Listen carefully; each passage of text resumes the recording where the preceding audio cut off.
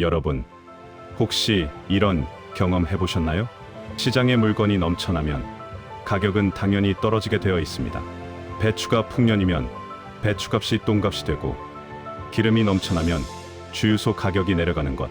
이건 경제학을 전공하지 않아도 우리 모두가 알고 있는 세상에 너무나 당연한 이치입니다. 돈도 마찬가지입니다. 중앙은행이 돈을 찍어내서 시중에 막 뿌리면 돈이 흔해지니까 돈의 값어치, 즉 금리는 당연히 내려가야 정상입니다. 그런데 말이죠. 지금 대한민국 금융시장의 심장부에서는 아주 기이하고 섬뜩한 일이 벌어지고 있습니다. 한국은행이 그야말로 천문학적인 수십조 원의 돈을 허공에서 만들어내 시중에 쏟아붓고 있는데, 정작 우리가 체감하는 시중금리는 미친 듯이 치솟고 있습니다. 돈을 물 쓰듯이 붓고 있는데 왜 돈값은 더 비싸지고 있는 걸까요? 이것은 상식의 영역을 완전히 벗어난 현상입니다. 마치 한겨울에 보일러를 빵빵하게 틀었는데 방바닥이 얼음장처럼 차가워지는 것과 같습니다. 뭔가 고장이 나도 단단히 고장이 난 거죠. 도대체 우리 금융시장의 지하 깊은 곳에서는 지금 무슨 일이 벌어지고 있는 걸까요? 그리고 이 기현상 뒤에 숨겨진, 한국 경제에 숨겨진 암덩어리는 과연 무엇일까요? 오늘 경제학 부시기에서는 한국은행이 쉬쉬하며 몰래 찍어낸 돈, 그리고 그 돈으로 연명하는 좀비 경제의 실체를 낱낱이 파헤쳐 보겠습니다. 이것은 단순히 어려운 경제 뉴스가 아닙니다. 이것은 바로 여러분의 지갑, 그리고 대한민국의 미래가 걸린 시한폭탄에 관한 이야기입니다. 이제부터 그 충격적인 이야기 속으로 깊숙이 들어가 보겠습니다. 이야기는 한국은행이 아주 은밀하면서도 대담한 발표를 했던 최근의 한 사건에서 출발합니다.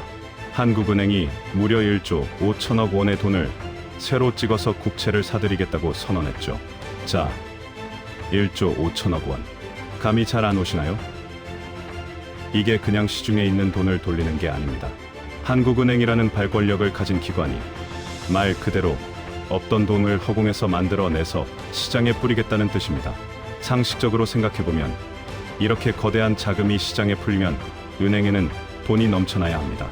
돈 구하기가 쉬워지니까 대출 금리는 내려가고 채권 금리도 떨어지는 게 맞습니다. 한국은행의 의도도 분명히 그것이었을 겁니다. 금리를 안정시키고 시장의 유동성을 공급하는 것. 그런데 결과는 어땠을까요? 정말 충격적이게도 금리는 폭등했습니다. 한국의 10년물 국채 금리를 보세요. 불과 1년 전 2%대 초반이었던 금리가 한국은행이 돈을 그렇게 풀어댔는데도 불구하고 3%대 후반을 훌쩍 넘겨버렸습니다. 불과 몇 달 사이에 거의 1%포인트 가까이 튀어오른 겁니다. 도대체 왜 이런 일이 벌어진 걸까요? 시장은 바보가 아니기 때문입니다. 특히 눈치 빠른 외국인 투자자들은 한국은행이 지금 아주 교묘한 꼼수를 쓰고 있다는 것을 눈치챘습니다. 여기서 우리는 바로 스텔스 양적 완화라는 아주 위험하고 기만적인 작전을 이해해야 합니다. 자, 상상해보세요. 당신은 지금 한국은행의 비밀 창고를 들여다보고 있습니다. 미국이나 일본 같은 기축 통화국들은 경기가 어려울 때 중앙은행이 돈을 무제한으로 찍어서 채권을 사들이는 양적 완화 QE를 대놓고 할 수 있습니다. 하지만 한국은 기축 통화국이 아닙니다. 우리가 함부로 돈을 찍어내면 터키나 아르헨티나처럼 돈의 값어치가 휴지 조각이 되고 환율이 폭등해서 나라가 망할 수도 있습니다. 그래서 한국은행은 정면 돌파 대신 뒷문을 선택했습니다.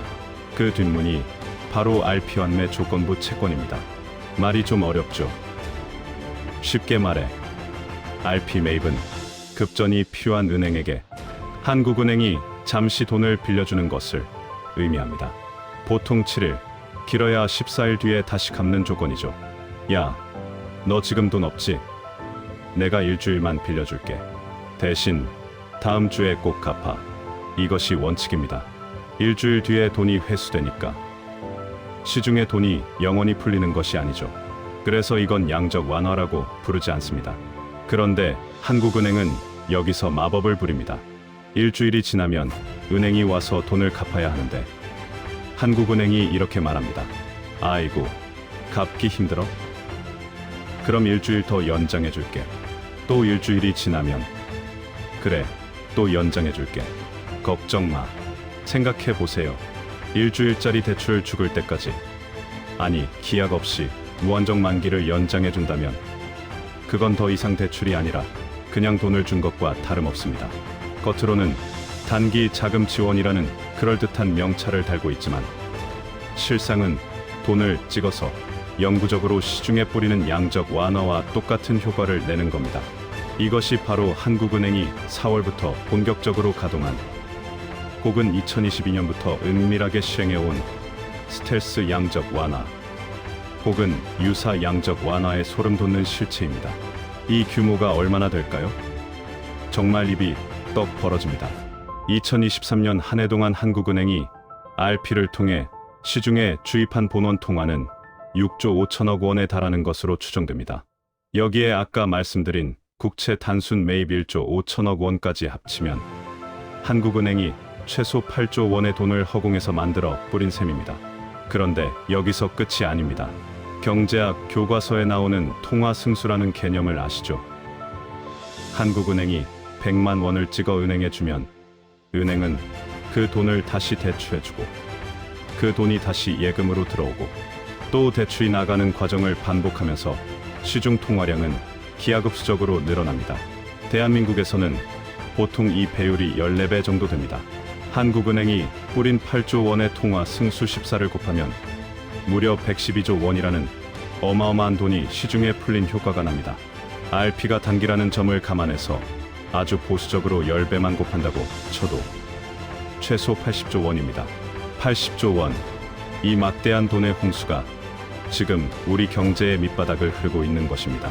자, 그렇다면 한국은행은 왜 이렇게까지 무리수를 두면서 욕을 먹어가면서 심지어 외국인들의 의심을 사면서까지 돈을 찍어내야 했을까요? 도대체 누구를 구하기 위해서일까요? 시간을 2022년으로 되돌려 봅시다. 전 세계가 인플레이션을 잡겠다고 금리를 올리고 허리띠를 졸라매던 그때 한국에서는 둔촌 주공 사태가 터졌습니다. 단군 이래 최대 재건축 사업이라던 둔촌 주공이 돈이 없어서 공사가 중단될 위기에 처했었죠. 당시 정부와 한국은행은 선택의 갈림길에 섰습니다. 아프더라도 원칙대로 부실을 정리하는 구조 조정을 할 것이냐, 아니면 돈을 풀어서라도 일단 살리고 볼 것이냐. 안타깝게도 선택은 후자였습니다. 이른바 둔촌 일병 구하기 작전이 시작된 겁니다. 미국이고 유럽이고 다 긴축하는데 한국만 청개구리처럼 돈을 풀었습니다.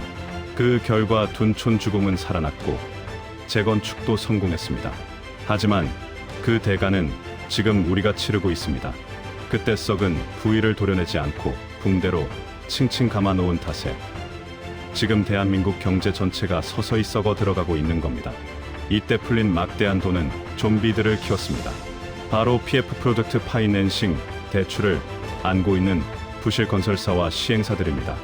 원래대로라면 2022년에 망했어야 할 회사들입니다. 땅을 팔아서 빚을 갚고 시장에서 마땅히 퇴출당했어야 했죠. 그런데 한국은행이 돈을 마구 뿌려주니까 이들에게 잘못된 희망이 생긴 겁니다. 야, 조금만 버티면 금리 내려간대. 한국은행이 돈 풀어서 우리 안 망하게 해줄 거야. 땅 팔지 마. 버티면 나중에 대박 난다. 이런 도덕적 해이가 시장을 지배했습니다. 시행사들은 4년 동안 이자만 내면서 악착같이 버텼습니다. 그런데 그 4년 동안 낸 이자가 어디서 났을까요? 빚을 내서 이자를 갚고 또 빚을 내서 버티는 악순환. 이제 이 회사들은 툭 건드리면 바스러질 정도로 속이 텅 빈 깡통이 되어버렸습니다. 이것이 바로 에버그린 효과입니다. 죽은 나무에 초록색 페인트를 칠해서 마치 살아있는 것처럼 위장해 놓은 거죠. 겉으로는 멀쩡해 보이지만 실상은 언제 쓰러져도 이상하지 않은 좀비 기업들이 대한민국 금융시장의 중심을 차지하고 있는 것입니다. 한국은행이 최근 미친 듯이 돈을 찍어내는 이유가 바로 여기에 있습니다. 이 좀비들이 이제 한계에 다다랐기 때문입니다. 더 이상 버틸 돈이 없으니 한국은행이 계속해서 산소호흡기를 대주고 있는 꼴입니다. 80조 원이라는 돈의 홍수가 이 부실 덩어리를 떠받치고 있는 거죠. 그런데 여러분, 비밀은 영원할 수 없습니다. 금융시장의 감시자들은 냄새를 맡았습니다. 한국은행이 돈을 풀면 풀수록 시장은 오히려 공포를 느낍니다. 아니, 한국은행이 저렇게까지 무리하게 돈을 푼다고? 저기 안에 우리가 모르는 엄청난 부실이 있나 보네. 원화를 저렇게 막 찍어내면 나중에 물가는 어떻게 감당하려고? 한국 돈 믿어도 되는 거야? 이런 의심이 확산되면서 외국인들이 동요하기 시작했습니다. 그 결과가 바로 오늘 우리가 이야기한 금리 역주행입니다. 돈이 넘쳐나는데도 시장은 한국 정부와 한국은행을 못 믿겠다며 돈을 빌려주려면 이자를 더 내라고 요구하는 겁니다. 이 이자가 바로 위험 수당입니다. 그래서 돈을 찍어낼수록 금리가 오르는 기현상이 벌어지고 있는 것입니다. 지금 한국 경제는 딜레마에 빠졌습니다. 진퇴양난, 진퇴양난입니다. 한국은행이 돈을 더 찍자니 물가와 환율이 폭등할 것이 두렵습니다. 반대로 돈줄을 죄자니 이 좀비 기업들이 줄도산하면서 PF발 금융위기가 터질 것 같습니다. 이러지도 저러지도 못하는 상황에서 한국은행은 단순 매입이라는 이름으로 사실상 영구적인 돈 풀기를 선택하고 있지만 시장은 이미 차갑게 반응하며 위험수당을 요구하고 있습니다. 이제 우리에게 남은 시간은 많지 않습니다. 위험 신호는 이미 켜졌습니다. 그 첫 번째 신호가 바로 금리 급등이었습니다. 그리고 두 번째 신호, 어쩌면 마지막 경고가 될 신호는 바로 환율입니다. 지금 환율이 1,400원대에서 아슬아슬하게 버티고 있는 건 외환 보유고를 헐어서 억지로 누르고 있기 때문입니다. 하지만 한국은행이 계속해서 원화를 쏟아내면 언젠가는 이 환율 방어선도 무너집니다. 일각에서는 환율이 1,500원을 돌파하는 순간 우리가 지난 4년 동안 애써 덮어두었던 모든 주실 문제가 연쇄적으로 폭발하며 PF발 부동산 시장 붕괴 그리고 금융시장 연쇄 붕괴로 이어질 것이라고 경고합니다. 정말 그랬을까요? 어림도 없습니다. 국민연금의 국내 채권 투자 여력은 한국은행이 저질러 놓은 80조 원, 100조 원 규모의 돈 잔치를 설거지하기에는 역부족입니다.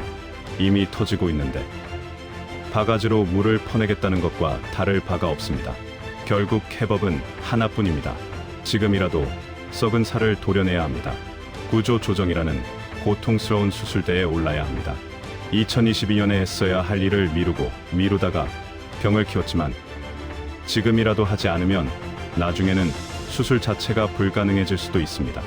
적자 재정으로 돈 찍어내기로 하루하루를 연명하는 것은 마약성 진통제를 맞으며 병을 키우는 것과 같습니다. 당장은 아프지 않겠죠. 하지만 약 기운이 떨어지는 순간 그 고통은 몇 배가 되어 우리에게 돌아올 겁니다. 지금 금리가 오르는 이 현상 절대 가볍게 넘겨서는 안 됩니다.